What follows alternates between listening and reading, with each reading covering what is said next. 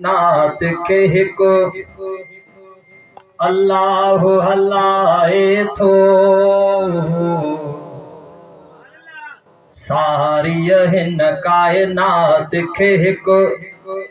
अल्लाह हलाए थो अल्लाह हलाए थो कादिर कुदरत सा पयो चरखो चलाए थो ओ कादिर कुदरत सा पयो चरखो चलाए थो सारी हिन कायनात खे को अल्लाह हलाए थो अल्लाह हलाए थो कादिर कुदरत सा पयो चरखो चलाए थो ओ सिज चंड तारा कटियों सुहिणो सजायो थई आसमान अकुल बे आहेरान ओ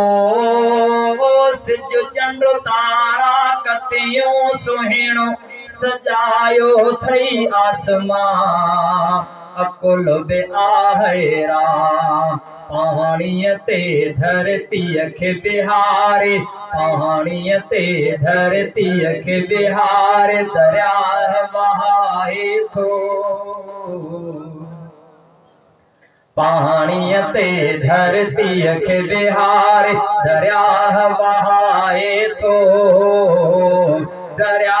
वहाए थो कादिर कुदरत सा पयो चरखो चलाए थो सारी हिन कायनात खे को अल्लाह हलाए थो अल्लाह हलाए थो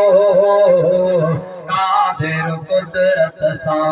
पयो चरखो चलाए थो ओ ॾींहं रात खे रात मां ॾींहं खे आणे पियो अल्लाह बादशाहन बादशाह ओ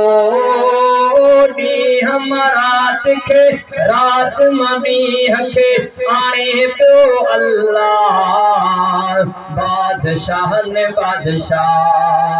साल महीना सर्दी गर्मी ओ साल महीना सर्दी गर्मी मोह मटाए थो मोह मटाए थो कादिर कुदरत सा पयो चरखो चलाए थो ओ कंगरन में बिजली ऐं पाणी ईअं रहाया थई ॼण जबल सजाया थई ओ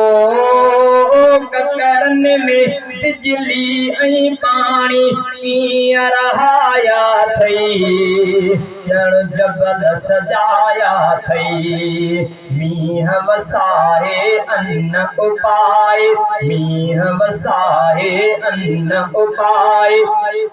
खल्क खाराए थो खल्क खाराए थो कादिर कुदरत सा पयो चरखो चलाए थो ओ मल्लाह खे कहिड़ी मजाल जो शेर लिखी सघंदो कीअं पढ़ी सघंदो ओ सरवर खे कहिड़ी अमजाल जो शेर लिखी सघंदो कीअं पढ़ी सघंदो पंहिंजी कुदरत साईं कादिर पाण लिखाए थो पंहिंजी कुदरत साईं कादिर पाण लिखाए थो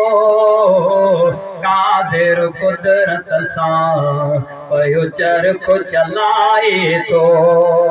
कादिर कुदरत सां पयो चरखो चलाए थो।